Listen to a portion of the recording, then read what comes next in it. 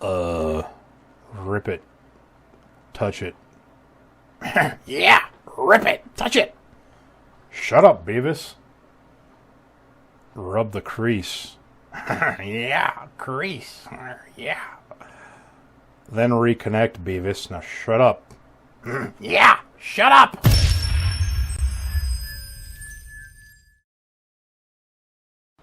Hey gang, Jeff Stone here with day 66 of the year 2016. HeadMagicReview.com. We're looking at Marcus Eddy's Reconnect. Well, the effect is a torn and restored card. The end. Method. The method relies on a gimmick that you leave in your deck, which is a little bit awkward to leave it in your deck. And the one thing you may like about the method is that you never actually tear any of your actual cards in the deck. You only apparently tear a gimmick. It's a gimmick that's reused over and over again, so you never have to replace the gimmick. You never have to replace cards in the deck, and so you can do this 1,000 times with the same deck, assuming your deck lasts that long, and with the same gimmick, assuming the gimmick lasts that long. So that's one thing that I think a lot of you might find as an advantage, but due to the nature of the gimmick, it's not that clean looking. The problem is that blending in here to the ad copy integrity, the ad copy is fine. It doesn't lie or mislead or anything, but you don't actually see a performance at all. So all you see is sort of little snippets of images that happen throughout the routine. And so you don't actually get a full view of what the performance really looks like. And all of the fishy parts are gone. And I don't even think that was an attempt to be deceptive. I think it was just, I'm pretty sure that little rap that's going through the song is Marcus Eddy. And I think he was just trying to make it like a hip-hop sort of poppy trailer. And so it was, this flash of these images that happen in the routine. So I don't know that he was trying to be dishonest. But the problem is you actually don't get to see a full routine there.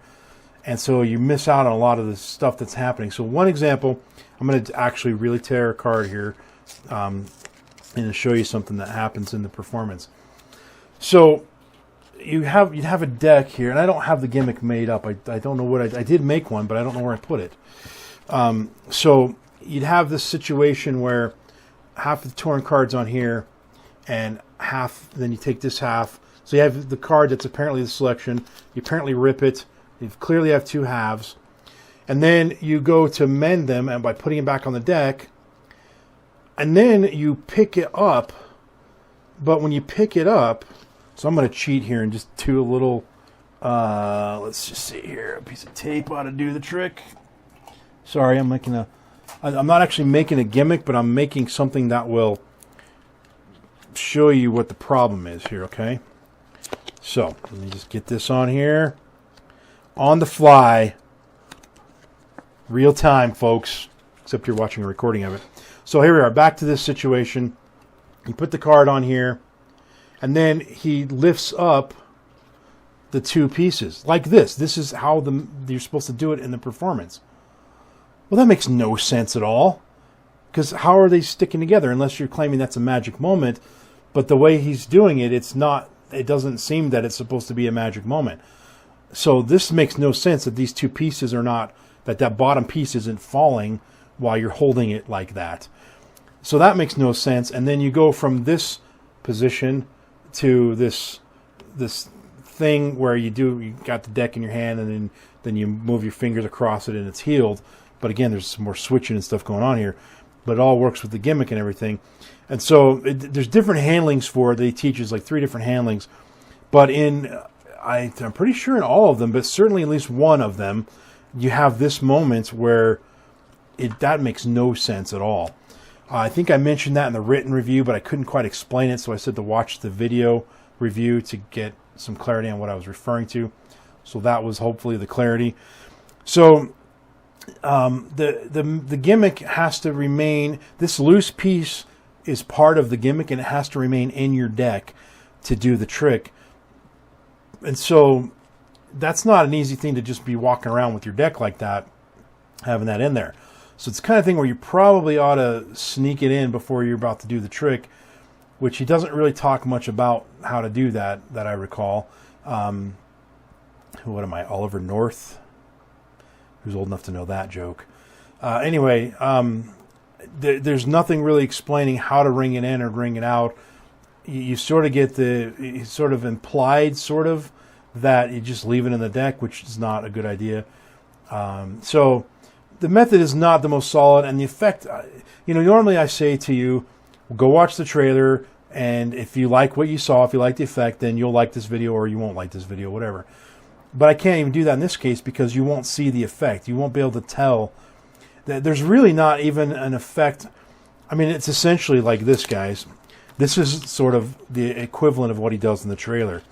So let's do this with 3 steps here. So there's this happens in the trailer. Now this is a metaphor here, okay? But let's just say I'm selling my own torn and restored card trick. So first, there's a clip of me tearing the card. Okay, that's the first thing that happens in the trailer. Then the next thing that happens in the trailer is me holding the pieces. And then the next thing in the trailer is this. There's no flow of what's happening in between. Now, obviously, on some levels, you got to protect the method, but show me some magic moments rather than some post-magic moments. And so you can't even judge if the effect's good or not for yourself. I can't judge if it's good or not for you either. All I can tell you is it's not that clean looking. To me, there's other cleaner methods out there. But that aside, it doesn't matter if there's other cleaner methods. This one itself, in a vacuum by itself, doesn't look very clean.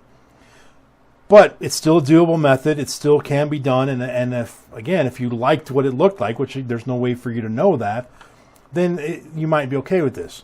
So it's really, I don't know how to judge this thing. Also considering that for $25 you basically get one effect. Price is a little steep. I often think about John Bannon's Twisted Sisters 2.0. It comes with a DVD and 8 playing cards, 2 of which are gimmicked, and it's $15. I mean, so that's a one-trick wonder that, one-trick DVD or whatever that makes some sense to me. But these videos for $25 where you get like a half an hour tutorial on one trick just are a little pricey in my opinion. But it comes down to, is $25 worth this trick for you? And you'll never know that because you can't see a full performance of it. So I'm just giving it 3 stars with the stone status of gem with the little g. Regardless of my rating, I think everything you need to know, except what the trick looks like, to decide if you want to purchase it. And the only reason I'm not performing it is because it does take some practice, which I'm not against practice, but I'm not going to put in practice time on a trick that I'm never going to do. That just makes no sense to me at all. So you're just going to have to take my word for it, I guess, guys, that it's not that clean. Sorry.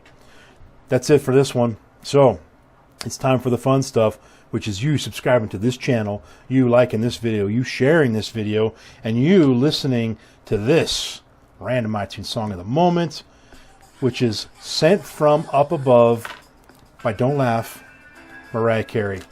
This is off, I believe, her first album. And yes, I am a Mariah Carey fan. Sent From Up Above, Mariah Carey. Back in the day, in the 90s, when MTV was still sort of cool, and Mariah Carey first, released this album whenever it was. I was a big fan. And then she did the Unplugged album, and then right around the same time, Nirvana did.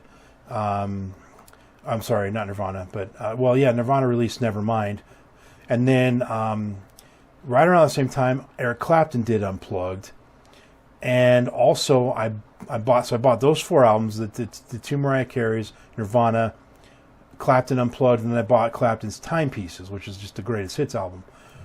And those were the 5 CDs I owned at the time. I was just transitioning from cassette tapes to CDs, and those were the 5 that I bought, the first 5 that I owned. And I had a 5-disc changer, the big old system with the big 4-foot Klipsch Forte speakers, big, or is it 40? I don't know. What I say Forte, it sounds better.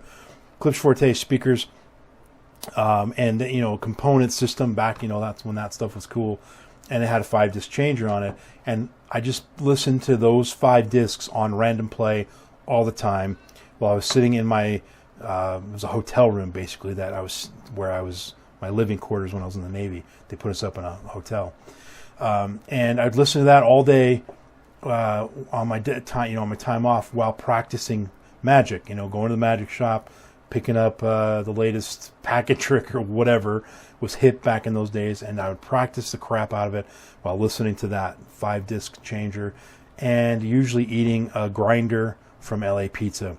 That was my life back then. And so anytime I hear any song from that album, it just takes me right back to like 1993, 94, 92, somewhere around there. Anyway, sorry about getting all nostalgic, folks. That's it for this one. Tune in tomorrow where we look at Ocular by Alexis de la Fuente and Alakazam Magic. Until then, folks, thanks for watching. Peace out.